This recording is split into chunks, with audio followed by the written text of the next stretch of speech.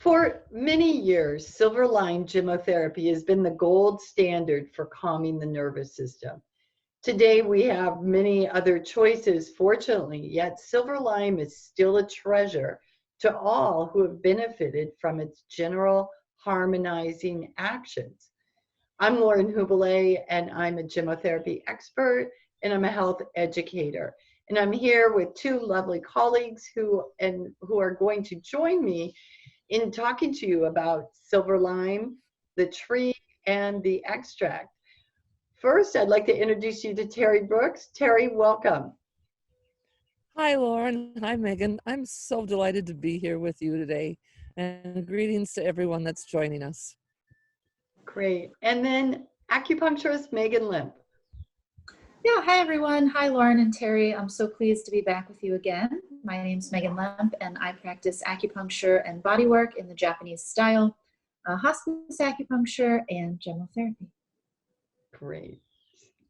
I can't wait for our discussion here. Teri, you're going to get us started. Can you tell us about silver lime? I would love to. This is one of my favorite trees. As an herbalist, I use it quite a lot. Silver lime, its Latin name is Tilia tomentosa, and it's one of about 40 species in this genus. It's a large, immensely sized deciduous tree. It grows from 70 to 130 feet tall. The mature tree has a gray fissured bark. It prefers deep, fertile soil, but it really will grow just about anywhere. The soil can be poor and barren and it will still manage. It's just that it does so much better when the soil is good. The leaves on this tree are they're referred to as heart-shaped. Not exactly, but sort of that shape. And this particular species has a white underside, so that's where the silver in the silver lime come.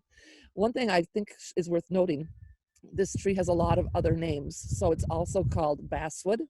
Some people would know it as that, or linden. In many parts of the world, it's referred to as linden, and sometimes it's even referred to as tilia. It's part of its Latin name. So I tend to use those interchangeably, so I'm still talking about the silver lime tree as we go through here. I love this tree because I can count on it blooming around the 4th of July in Minnesota. And even without thinking about it, you'll walk out of the house one day and you'll smell it. It's exotically fragrant. It's like, I imagine Hawaii or someplace that has beautiful fragrances. It's, all of a sudden today, the lime tree, the basswood is blooming, and you do not have to get very close to it without hearing the buzz of bees. So this tree is really foraged by bees. It's the highest pollen and highest nectar count of any plant other than clover for bees. So the flower clusters on this plant are really beautiful. I wish I had one to show you.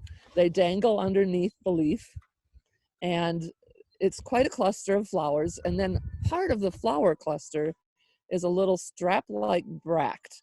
Well, I managed to find my basswood. It's not Tilia tomentosa, it's an American basswood, but it is huge. And I was able to reach just a couple branches by jumping for it, but this is just bursting into bud now, so this would be a perfect time to be making a gemmo. And I actually found one that has the bract and the seed still hanging on. So this is a real lime green. Maybe that's why they call it lime. It's a very lime green in the summer, and then you can see the flowers end up being these little nutlets. It's quite a messy tree. And if you don't like mess on your spot, you want it anywhere near places that you might want to walk all the time. But it's beautiful. It smells delicious. It's really only in blossom for a couple of weeks at best. If you have very dry weather or very wet, windy weather, it may not last more than a few days. So herbalists are bound to get out there, watch that tree, and wait for the perfect time to harvest those flowers to dry. I've seen the fruits are falling, covering sidewalks everywhere. That little bract falls and covers the sidewalks. One interesting thing about this particular species that I thought needed to be mentioned is that most of the basswood, linden, tilia, lime trees have a lot of aphids on those flower bracts. And aphids in general exude something called honeydew that's quite sticky. And sometimes it's even on the ground and it's a little bit slippery underneath those trees. This is one of only two, this silver lime, Tilia tomatosa, is one of only two lime trees in this genus that produce toxins in their leaves that do not allow the aphids to take advantage of them. So that's something we might think about when we're talking more about the Gemmo from it. Quite interesting. That is interesting. And speaking of interesting, Teri, I'm curious what you've chosen to tell us about the many historical uses and the folklore wrapped around this tree. This tree has so many stories with it. I couldn't tell you in an hour about everything involving this tree and myth and legend around the world. It's fascinating to read how it is very revered around the world. It can be said in general that cultures say this tree symbolizes peace, truth, justice, and love. There are at least two stories that involve dragons and seas of blood. Germany is one country that has a lot going on with this tree, and it was highly symbolic and revered during pre-Christian times. Many communities assembled around the linden tree in their neighborhood or their little town and would dance under it, celebrate under it. But even more interesting, they would have their judicial meetings under this tree. These meetings meant to solve community problems and restore justice and peace, because it was believed that under the linden tree, it was just simply impossible to tell a lie when under a linden tree. So many verdicts were made in cases of justice resolved, and they would say sub tilia, under the linden, or unter der Linden, up until the 1800s. The most notable street in Berlin, and I've been there and it's gorgeous, is called Unter der Linden, named after the trees that line both sides of the street. And that street leads from central Berlin to Potsdam, the country residence of the Prussian kings, and it's about 16 miles long. In German folklore, it's often called the Tree of Lovers, and there are so many songs and poems and plays and novels written that involve this tree, not just from Germany, but all over. J.R.R. Tolkien composed a poem about linden, and it was published as a poem, and then he reused it and put it into Lord of the Rings as a song that was sung by one of the characters. I could go on and on naming all the poets that have used linden as a topic in some of their work. The Eastern European countries seemed very enamored with this tree also. They considered it sacred, and it is actually an emblem of several of those countries. The Czech Republic, Slovakia, and Slovenia all have this as an emblem of their country. Some of the others in that area, Poland, Croatia, Ukraine, in their own language, call the month of June or July, depending on when it blooms, I believe, after the linden tree.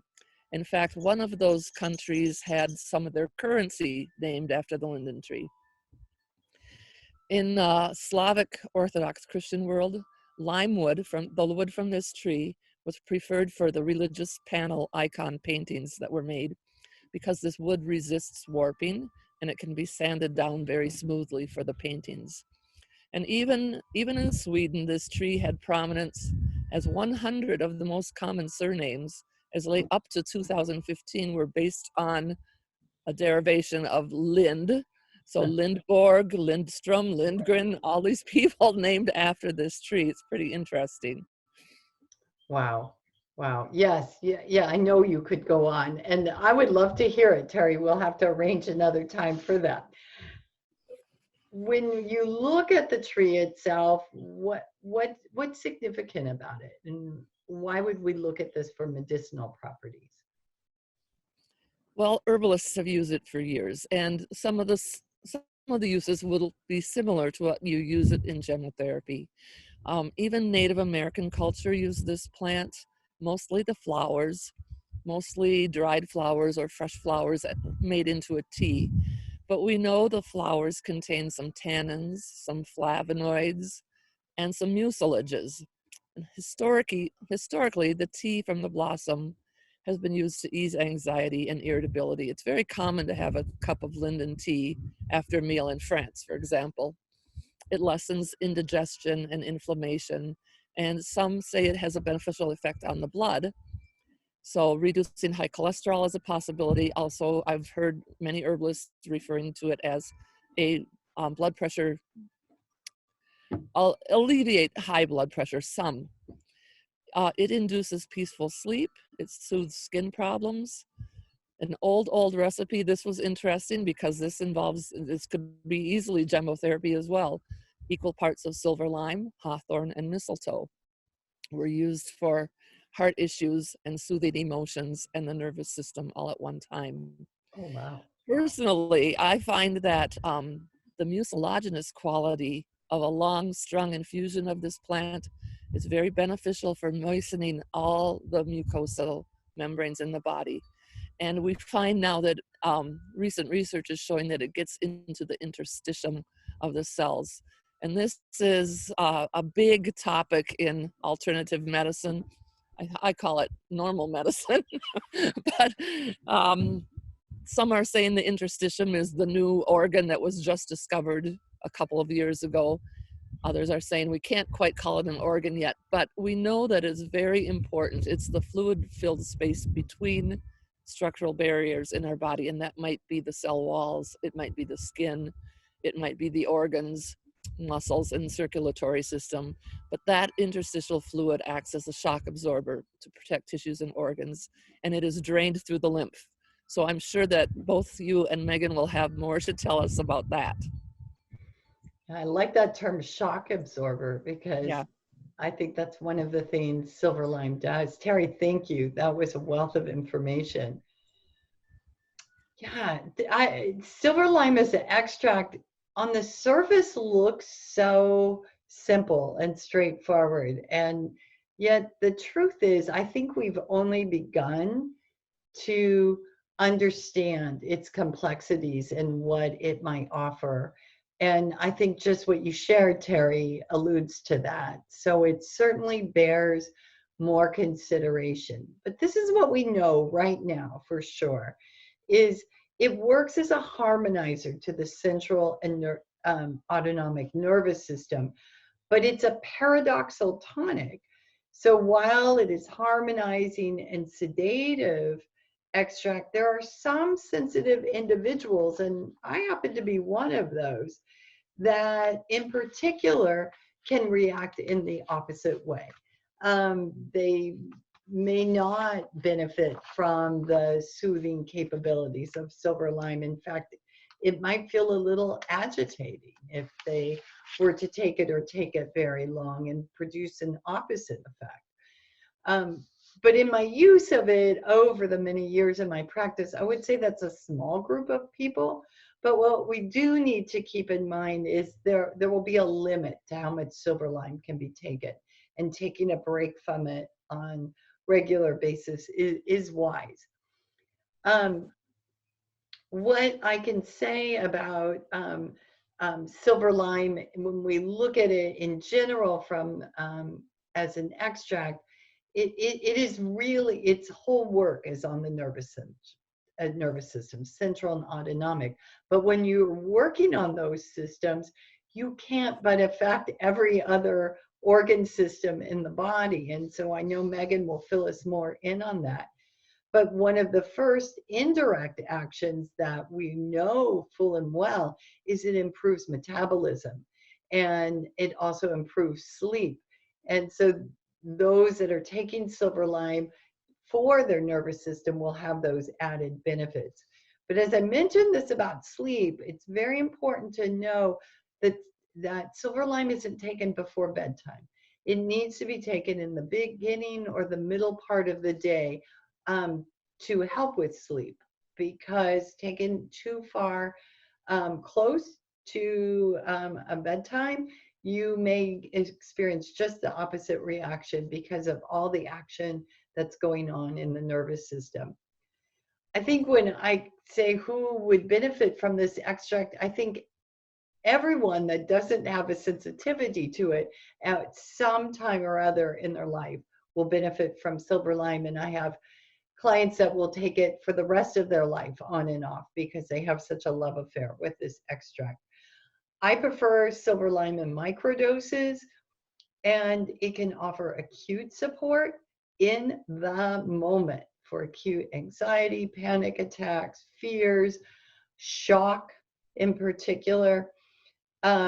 But it also with more chronic emotional symptoms. And so taken over long periods of time can resolve that reactivity that's in our at the cell level to anxiety and fears.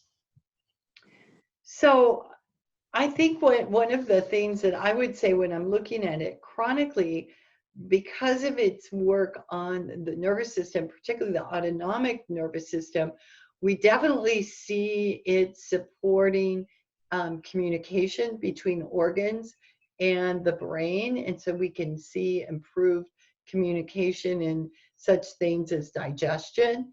So getting proper messages to help with digestion, anyone that has a nervous tummy or a reactive crampy digestion that occurs after eating. Lack of appetite, silver lime's been known to resolve. I've seen it resolve beautifully this dry, irritating cough that really has nothing to do with mucus and everything to do with emotional state. And then, of course, anything that helps sleep helps healing in general.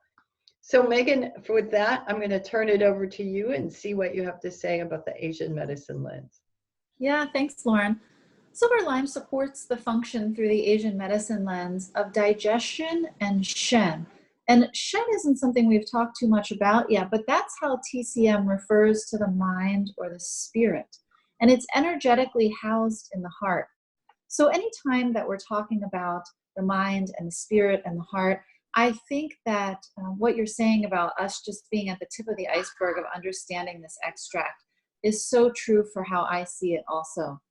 The basic philosophy of Asian medicine is a concept or idea of balance. The idea that all things manifest with their complementary energy. For example, we understand and experience dark in relation to light or hot in relation to cold. And I think this same idea applies with the communication between the mind and the body. In Asian medicine, health is considered a state of balance, both within the body and balance of the body in relation to the environment. So each meridian in the body, each energy system in the body has a complementary or partner meridian, and heart's partner is small intestine. And this is interesting because we know that small intestine is so crucial in our absorption and in the functions of digestion. And this is a great example of the mind-body link that's built into Asian medicine. When we talk about digestion in Asian medicine, we don't just talk about the digestion of our food and fluid, but we also talk about how we digest our thoughts and our experiences. The small intestine, along with the stomach and spleen, are part of a meridian group that are responsible for the functions of digestion. And it's primarily due to their function of transforming and transporting. And when we look at these two functions that are attributed to digestion, we can see how this is really relevant to our talk about the nervous system. We know that the nervous system can be thought of sort of as the wiring for our mind and body, a way to send and receive messages and to facilitate internal communication. And this really helps us maintain our inner balance. And this is really how I see silver lime affecting us. I recently read a statement from the head of the Johns Hopkins Center for Neurogastroenterology. And he was talking about the fact that we've always known that the mind affects the gut. But now we know that the lines of communication go both ways. And so it really makes sense that when we need to improve our internal communication between the mind and the body, that we might add a drop or two of silver lime to a protocol. Silver lime's ability to improve communication and balance between the mind and the body, or the brain and the gut, makes this a frequently used and really widely applicable extract. Maegan, thank you. Ladies, that was amazing. And I think we'll be coming back before too long to talk more about silver lime because there's so much more to uncover. If you'd like to learn more about gemmotherapy, I welcome you to my website. Take a look at the classes I offer, the books, and there's plenty of blog posts for you to take a look at to gain more insight. Teri, what would you recommend for people to learn more about trees? I'm going to recommend one of my favorite books again. Oh, it's backwards always, isn't it? The Meaning of Trees by Fred Hagenader. It talks about the botany, the history, the healing, and the lore. And there's a lot of trees in here that don't grow in North or South America, but mainly it's the ones we've talked about. Okay, thank you, Teri. And Yep. Maegan, what about you? Yeah. Oops, sorry, Maegan. Okay. If you're interested in reading about the philosophy of Asian medicine, there's a great book called The Web That Has No Weaver. If you're interested in finding a practitioner and having a discussion with somebody locally to you, you can search NCCAOM by your zip code to find an Asian medicine practitioner. And if you're interested in reading articles about Asian medicine, you can visit the website of Acupuncture Today. Beautiful. Thanks, Maegan. Thanks, Teri.